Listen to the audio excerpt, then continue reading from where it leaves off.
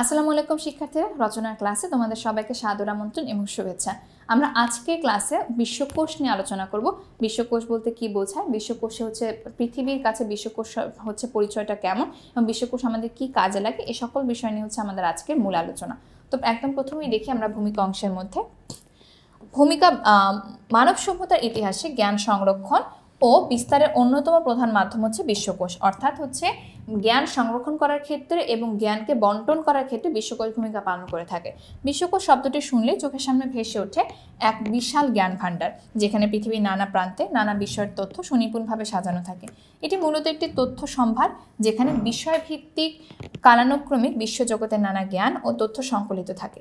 বিশ্বকোষ শুধু শিক্ষার্থীর নয়, গবেষক, শিক্ষক, লেখক ও সাধারণ পাঠকের জন্য এক অমূল্য সম্পদ। অর্থাৎ বিশ্বকোষ হচ্ছে এমন একটা জায়গা যেখান থেকে হচ্ছে যে কোনো শ্রেণী পেশার মানুষ যে কোনো ধরনের জ্ঞান হচ্ছে অর্জন করতে পারবে, এরকম একটা জ্ঞান ভাণ্ডার বলা চলে। বিশ্বকোষের সংজ্ঞা: বিশ্বকোষ হচ্ছে এমন একটি গ্রন্থ বা হচ্ছে গ্রন্থমালা যেখানে বিজ্ঞানের বিভিন্ন শাখা, শিল্প, সাহিত্য, ইতিহাস, ভূগোল, দর্শন, প্রযুক্তি, সংস্কৃতি ইত্যাদি বিষয়ে সুনির্দিষ্ট ও সংক্ষিপ্ত তথ্য একত্রিত করা থাকে। এটি সাধারণত বর্ণানুক্রমিক বা বিষয়ভিত্তিকভাবে সাজানো থাকে, যাতে পাঠক সহজেই প্রয়োজনীয় তথ্য খুঁজে পেতে পারেন। ইংরেজিতে একে এনসাইক্লোপিডিয়া বলা হয়, যা এসেছে গ্রিক শব্দ এনসাইক্লোপিডিয়া থেকে, যার অর্থ সমগ্র শিক্ষা বা সম্পূর্ণাঙ্গ জ্ঞানের বৃত্ত। তার মানে হচ্ছে সকল, এনসাইক্লোপিডিয়া বলতে হচ্ছে সকল ধরনের জ্ঞানের সম্ভারকে বোঝানো হয়ে থাকে, যেটা একটা গ্রিক শব্দ থেকে উৎপত্তি হয়েছে। বিশ্বকোষের ইতিহাস: বিশ্বকোষের ইতিহাস প্রাচীনকাল থেকেই শুরু হয়েছে। প্রাচীন গ্রিসে অ্যারিস্টটল, হেরোডোটাস ও প্লিনি দ্য এল্ডারের মতো পণ্ডিতেরা বিশ্বের নানা বিষয় সম্পর্কে তথ্য সংগ্রহ সংকলন করেছিলেন, যা আধুনিক বিশ্বকোষের ভিত্তি হিসেবে বিবেচিত হয়। বিশেষ করে প্লিনির ন্যাচারালিস হিস্টোরিয়া ছিল প্রাকৃতিক ইতিহাস ও বিজ্ঞানের এক বিশাল তথ্য ভাণ্ডার। মধ্যযুগে ইউরোপের ধর্মীয় প্রতিষ্ঠানগুলোর জ্ঞান সংরক্ষণে ভূমিকা রাখে, আর ইসলামী সভ্যতায় আল খাওয়ারিজমি, ইবনে সিনা ও আল বিরুনির মতো জ্ঞানীগুণী ব্যক্তিবর্গ বিজ্ঞান, চিকিৎসা, গণিত, দর্শন ও ভূগোল বিষয়ে বিস্তৃত রচনা করেন, যা বিশ্বজ্ঞানকে সমৃদ্ধ করে। আধুনিক বিশ্বকোষের রূপ নেয় 1800 শতকে। তখন ফ্রান্সে দিদ্রো ও দ্য আলবেয়ারের সম্পাদনায় এনসাইক্লোপিডিয়া প্রকাশিত হয়। অর্থাৎ এখানে হচ্ছে ইতিহাস সম্পর্কে আলোচনা করা হচ্ছে, যেমন প্রাচীন যুগ থেকে শুরু করে যারা হচ্ছে যাদের নীতিতে বা যাদের হচ্ছে আবিষ্কার আমরা এখনো পড়ে আসছি, অ্যারিস্টটল বলো, তারপর হচ্ছে প্লিনি বলো, তারপর হচ্ছে হেরোডোটাস বলো, এই সকল লোকদের থেকে শুরু করে এখন পর্যন্ত সকল জ্ঞানী সংরক্ষিত আছে এরকম একটা বিশাল তথ্য ভাণ্ডার।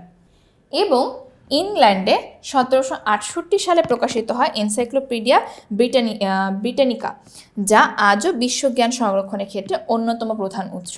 বাংলা ভাষায় পূর্ণাঙ্গ বিশ্বকোষের প্রচেষ্টা সফল হয় 2003 সালে, যখন বাংলা একাডেমি প্রকাশ করে বাংলাপিডিয়া, যা বাংলাদেশের ইতিহাস, সংস্কৃতি ও জ্ঞান ভাণ্ডারের এক অনন্য দলিল। অর্থাৎ বাংলা ভাষায় সর্বপ্রথম বাংলাপিডিয়াই হচ্ছে প্রথম বিশ্বকোষ হিসেবে বলা চলে আর কি। বর্তমানে মুদ্রিত বইয়ের পাশাপাশি অনলাইনে বিশ্বকোষ যেমন উইকিপিডিয়া, তারপর হচ্ছে বিশ্বজ্ঞানকে সবার কাছে দ্রুত সহজভাবে পৌঁছে দিচ্ছে। এখন তো যে কোনো ধরনের তথ্য সংগ্রহ করা আমাদের কাছে এখন হচ্ছে কয়েকটা সেকেন্ডের ব্যাপার, যেখানে গুগল আছে, উইকিপিডিয়া আছে, বিভিন্ন ধরনের ওয়েবসাইট আছে, বিভিন্ন তথ্যবহুল হচ্ছে জার্নাল সেক্টর আছে, তো অনেক কিছু আছে এখন। বিশ্বকোষ এমন এক গ্রন্থ যা বিষয়বস্তুর বিস্তৃতি ও তথ্যের নির্ভুলতার জন্য বিশেষভাবে পরিচিত। এতে বিজ্ঞান, সাহিত্য, শিল্প, ইতিহাস, ভূগোল, প্রযুক্তি, দর্শন সহ মানব জীবনের প্রায় সব ক্ষেত্রের তথ্য সন্নিবেশিত থাকে। তথ্য সাধারণত বর্ণানুক্রমিক বা বিষয়ভিত্তিকভাবে সাজানো হয়, যাতে পাঠক সহজেই প্রয়োজনীয় বিষয় খুঁজে পেতে পারেন। সংক্ষিপ্ত অথচ প্রমাণভিত্তিক তথ্য উপস্থাপন এর মূল বৈশিষ্ট্য। অর্থাৎ অথেন্টিক তথ্য সংগ্রহ করা এবং মানুষের কাছে পৌঁছে দেয় হচ্ছে বিশ্বকোষের প্রধান উদ্দেশ্য। ঠিক আছে, ভুল কোনো তথ্য বা ভুল কোনো ইনফরমেশন কিন্তু সে কখনই হচ্ছে গ্রহণ করবে না। পাঠকের বোঝার সুবিধার্থে চিত্র, মানচিত্র, চার্ট বা টেবিল যুক্ত করা হয়। অধিকাংশ ক্ষেত্রে তথ্যের উৎস বা রেফারেন্স উল্লেখ থাকে, যাতে আগ্রহী পাঠক বিস্তারিতভাবে অনুসন্ধান করতে পারেন। এভাবে বিশ্বকোষ শুধু তথ্যের ভাণ্ডার নয়, বরং নির্ভরযোগ্য জ্ঞানের এক সুসংগঠিত সংকলন, যেখানে আমরা নির্দ্বিধায় বা নিঃসংকোচে যে কোনো তথ্য হচ্ছে খুঁজে বের করতে পারি, যে আমি এতটুক সিউরিটি আমরা হচ্ছে এতটুক শিওর হয়ে আমরা হচ্ছে তথ্য খুঁজতে পারি, যেখানে কোনো ধরনের ভুল তথ্য তারা প্রদান করবে না।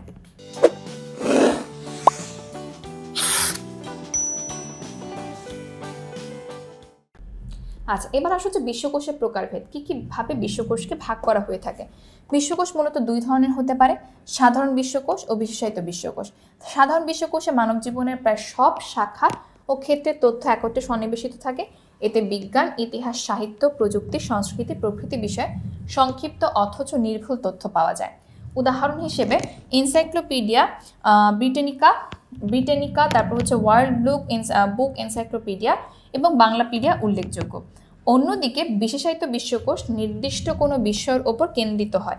যেমন বলা হচ্ছে যদি সাধারণ বিশ্বকোষ হয়ে থাকে সেক্ষেত্রে সাধারণ সকল ধরনের বিষয়ের সংমিশ্রণে এই বিশ্বকোষটি তৈরি, যেখানের মধ্যে উদাহরণ হিসেবে রয়েছে হচ্ছে তোমার ওয়ার্ল্ড বুক এনসাইক্লোপিডিয়া, বাংলাপিডিয়া এবং হচ্ছে এনসাইক্লোপিডিয়া ব্রিটানিকা। আর যদি কোনো বিশেষায়িত বিশ্বকোষ হয়ে থাকে সেক্ষেত্রে শুধু স্পেসিফিক কোনো একটা বিষয়ের উপরে সে সকল ধরনের জ্ঞান বা সে সকল ধরনের তথ্য সে সংগ্রহ করবে। যেমন চিকিৎসাবিদ্যার বিশ্বকোষ, প্রযুক্তি বিষয়ক বিশ্বকোষ, সাহিত্য বিশ্বকোষ, যেখানে একটি নির্দিষ্ট ক্ষেত্রের গভীর ও বিস্তারিত তথ্য অন্তর্ভুক্ত থাকে। প্রকাশনার ধরন অনুসারেও বিশ্বকোষকে ভাগ করা যায়। মুদ্রিত বিশ্বকোষ বই আকারে প্রকাশিত হয়, যা গ্রন্থাগার বা ব্যক্তিগত সংগ্রহে সংরক্ষিত থাকে।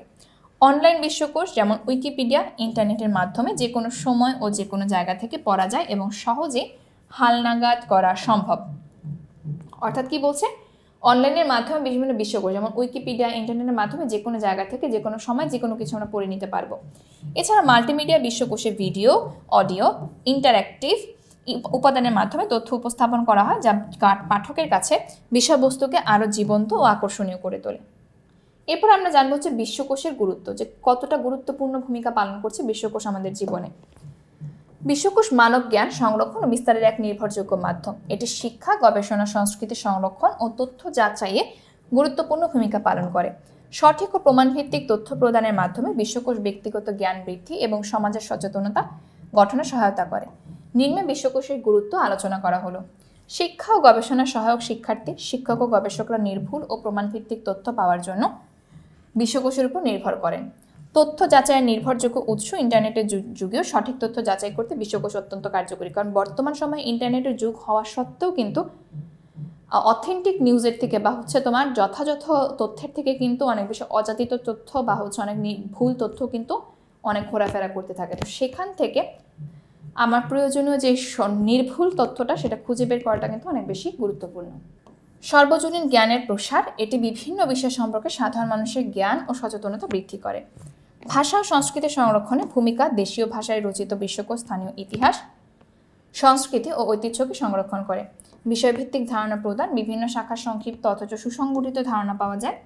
তথ্যের দ্রুত প্রাপ্তি, বিশেষ করে অনলাইন বিশ্বকোষ তাৎক্ষণিকভাবে প্রয়োজনীয় তথ্য সরবরাহ করে। জ্ঞানভিত্তিক সিদ্ধান্ত গ্রহণের সহায়ক নির্ভুল তথ্য মানুষকে সঠিক সিদ্ধান্ত নিতে সহায়তা করে থাকে। এরপর হচ্ছে ডিজিটাল যুগে বিশ্বকোষ। বর্তমান বিশ্বে বিশ্বকোষের রূপ বদলে গেছে। আগে যেখানে বড় বড় গ্রন্থাগার বা ব্যক্তিগত সংগ্রহে মুদ্রিত বিশ্বকোষ দেখা যেত, এখন সেগুলো অনলাইন প্ল্যাটফর্মে সহজলভ্য। যেমন উইকিপিডিয়া থেকে বিশ্বের সবচেয়ে বড় উন্মুক্ত অনলাইন বিশ্বকোষ, যা লাখো স্বেচ্ছাসেবীর অবদানে সমৃদ্ধ। ডিজিটাল বিশ্বকোষের কিছু সুবিধা হলো তথ্য তাৎক্ষণিকভাবে হালনাগাদ করা যায়, ছবি, ভিডিও, অডিও যুক্ত করা সম্ভব, যে কোনো জায়গা থেকে যে কোনো সময় অ্যাক্সেস করা যায়। তবে এই ক্ষেত্রে তথ্যের সঠিকতা যাচাই করা জরুরি, কারণ অনলাইন উৎস সবসময় সমানভাবে নির্ভরযোগ্য নাও হতে পারে। বাংলা ভাষায় রচিত বিশ্বকোষ। বাংলা ভাষায় রচিত বিশ্বকোষের ইতিহাস তুলনামূলকভাবে নতুন হলেও তা আজ সমৃদ্ধ, বিস্তৃত আকার ধারণ করেছে। বিংশ শতকের গোড়ায় বাংলা ভাষা বিশ্বকোষ রচনায় প্রাথমিক প্রচেষ্টা দেখা যায়, তবে তা সীমিত বিষয়কেন্দ্রিক ছিল। জাতীয় পর্যায়ে পূর্ণাঙ্গ বিশ্বকোষ প্রকাশের উদ্যোগ নেয় বাংলা একাডেমি, যার ফলস্বরূপ 2003 সালে প্রকাশিত হয় বাংলাদেশের প্রথম জাতীয় বিশ্বকোষ বাংলাপিডিয়া। এতে বাংলাদেশের ইতিহাস, ভূগোল, সংস্কৃতি, রাজনীতি, সাহিত্য, বিজ্ঞান সহ নানা বিষয়ে প্রমাণভিত্তিক সুনির্দিষ্ট তথ্য সংবলিত আছে। এছাড়া শিশুদের জন্য সরল ভাষায় শিশু বিশ্বকোষ এবং বিভিন্ন বিশেষায়িত ক্ষেত্রভিত্তিক বাংলা বিশ্বকোষও প্রকাশিত হয়েছে। বর্তমানে মুদ্রিত সংস্করণের পাশাপাশি অনলাইন প্ল্যাটফর্মেও বাংলা বিশ্বকোষ পাওয়া যাচ্ছে, যা বিশ্বজ্ঞানকে মাতৃভাষায় সহজলভ্য করে তুলছে। অর্থাৎ অন্য কোনো ভাষায় হচ্ছে কোনো জ্ঞান অর্জন করা আর নিজের ভাষায় হচ্ছে জ্ঞান অর্জন করা, দুটার মধ্যে কিন্তু অনেক পার্থক্য। নিজের ভাষায় কোনো জ্ঞান অর্জন করাটা কিন্তু অন্যান্য ভাষার তুলনায় অনেক বেশি সহজলভ্য, কারণ যেহেতু মাতৃভাষা আমরা সব কিছুই বুঝতে পারবো। তো সেক্ষেত্রে এই ধরনের প্ল্যাটফর্মগুলো কিন্তু আমাদের ক্ষেত্রে অনেক গুরুত্বপূর্ণ ভূমিকা পালন করছে তথ্য সংগ্রহ করার ক্ষেত্রে বা তথ্য জানার ক্ষেত্রে। সর্বশেষ উপসংহার। বিশ্বকোষ মানবজ্ঞানের ভাণ্ডারকে একত্রিত করার এক অনন্য মাধ্যম। এটি যুগে যুগে সভ্যতার অগ্রযাত্রার আলোকবর্তিত হিসেবে কাজ করছে। প্রাচীন পাণ্ডুলিপি থেকে শুরু করে আধুনিক অনলাইন প্ল্যাটফর্ম সব ক্ষেত্রে বিশ্বকোষের মূল উদ্দেশ্য একই জ্ঞানকে সবার কাছে পৌঁছে দেওয়া। ডিজিটাল যুগে এর ব্যবহার আরও সহজ হলেও তথ্যের সঠিকতা ও প্রমাণিকতা নিশ্চিত করার প্রধান চ্যালেঞ্জ। তাই বলা যায় বিশ্বকোষ শুধু বই নয়, এটি মানব সভ্যতার স্মৃতি, অভিজ্ঞতা ও শিক্ষার সংকলন, যা আগামী প্রজন্মকে সঠিক পথে পরিচালিত করবে। অর্থাৎ জ্ঞান লাভের বা জ্ঞান আহরণের তো কোনো বিকল্প নেই, তাই না?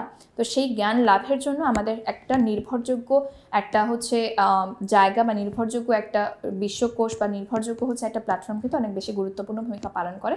তো ডিজিটাল যুগে এসে নির্ভরযোগ্য এরকম নিরাপত্তা বেশি সংবেলিত এবং সঠিক তথ্যবহুল এই সকল বিশ্বকোষগুলো, যেগুলো আমাদের জ্ঞান ভাণ্ডারকে আরও সমৃদ্ধ করতে সক্ষম, সেগুলো কিন্তু দিন দিন আরও বেশি আপডেট হচ্ছে এবং আমাদের জ্ঞান আহরণ করার ক্ষেত্রে কিন্তু অনেক বেশি সহায়ক ভূমিকা পালন করছে। তো এই ছিল বিশ্বকোষ নিয়ে আলোচনা। আজকের ক্লাস এখানে শেষ করছি। সবাই ভালো থাকো, সুস্থ থাকো। আল্লাহ হাফেজ। আসসালামু আলাইকুম।